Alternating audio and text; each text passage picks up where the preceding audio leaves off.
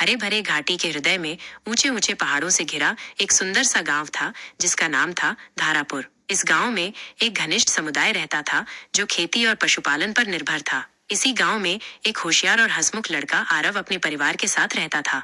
उसके पिता रमेश, उसकी माँ मीरा और छोटी बहन अनाया, वे एक साधारण लेकिन खुशहाल जीवन व्यतीत करते थे। साथ में खेतों में काम करते, पशुओं की देखभाल करते और शाम को चूल्हे के पास बैठकर हंसी मजाक करते। आरव के पिता रमेश एक बुद्धिमान और मेहनती किसान थे जिन्हें उनकी उदारता के लिए जाना जाता था। उसकी माँ मीरा एक कुशल बुनकर थीं जो सुंदर कपड़े बनाती थीं जिन्हें पास के कस्बे में बहुत पसंद किया जाता था। अनाया हालांकि छोटी थी, बहुत चतुर और समझदार थी और अपने बड़े भाई से सीखने के लिए हमेशा उत्सुक रहती थी। वे सब मिलकर अपने परिवार का भरण पोषण करते और समय समय पर गांव वालों की मदद भी करते।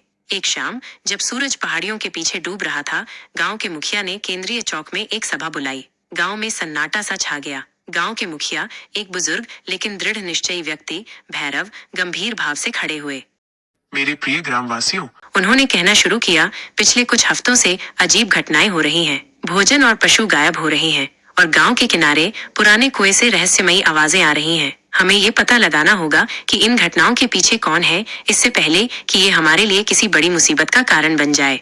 भीड़ में हलचल मच गई और डर उनके चेहरों पर झलकने लगा। कुछ लोगों को लगा कि ये किसी अलौकिक शक्ति का काम है, जबकि कुछ को शक था कि पड़ोसी गांवों के चोर इसका कारण हो सकते हैं। लेकिन आरव जिज्ञासु और दृढ़ निश्चयी था। उसने अनाया से धीरे से कहा, हमें इस रहस्य को सुलझाना होगा। मुझे नहीं लगता कि ये भूतों का काम है।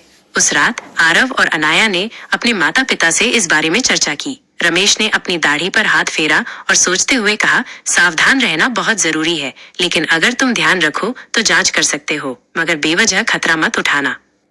मीरा हालांकि चिंतित थी, लेकिन अपने बच्चों की बुद्धिमत्ता पर विश्वास करती थी और उन्हें अनुमति दे दी। अगली शाम अंधेरे में छिपते हुए आरव और अनाया पुराने कुएं की ओर चल पड़े। उनके पास एक लालटेन और एक मजबूत डंडा था और उनके दिल उत्साह और भय से धड़क रहे थे। जैसे ही वे कुएं के पास पहुंचे, उन्होंने झाड़ियों में हलचल सुनी। दोनों ने अपनी सांसें रोक लीं और एक पेड़ के पीछे से झांक कर देखा। उनके आश्चर्य का ठिकाना न रहा जब उन्होंने एक दुबला पतला फटे पुराने कपड़ों में आदमी देखा जो चोरी किए गए खाने की थैली टटोल रहा था। अनाया ने फुसफुसाकर कहा, ये भूत नहीं है, ये तो आदमी है। आरव ने गहरी सांस ली और आगे बढ़कर पुकारा, तुम कौन हो? आदमी चौंक कर खड़ा हो गया। उसकी आंखों में डर साफ झलक रहा था। उसने बच्चों को देखा और भागने की कोशिश की, लेकिन उसकी कमजोर टांगों ने साथ नहीं दिया। आरव और अनाया धीरे धीरे उसके पास पहुंचे।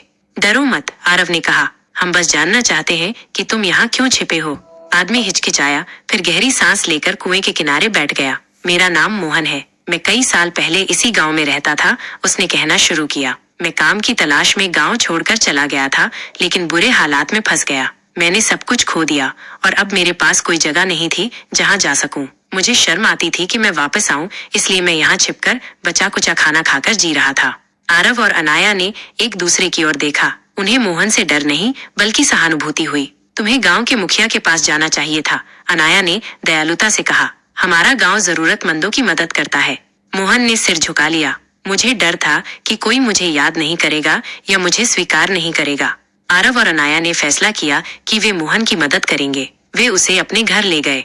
उनके माता पिता ने ध्यान से उसकी कहानी सुनी। रमेश ने उसके कंधे पर सांत्वना देने के लिए हाथ रखा। तुम इस गांव का हिस्सा थे और अब भी हो। हर किसी को दूसरा मौका मिलना चाहिए। अगली सुबह परिवार मोहन को गांव के मुखिया के पास ले गया और पूरी सच्चाई बताई। गांव वाले इकट्ठे हुए, ये सोचकर कि उन्हें किसी भूत या डाकू की कहानी सुनने को मिलेगी, लेकिन जब उन्हें मोहन की दास्तान पता चली तो उनका गुस्सा धीरे धीरे सहानुभूति में बदल गया। भैरव ने कुछ क्षण सोचने के बाद कहा, मोहन, ये गांव एकता और करुणा पर बना है। तुमने गलतियां की, लेकिन अगर तुम ईमानदारी से मेहनत करोगे तो फिर से सम्मान पा सकते हो।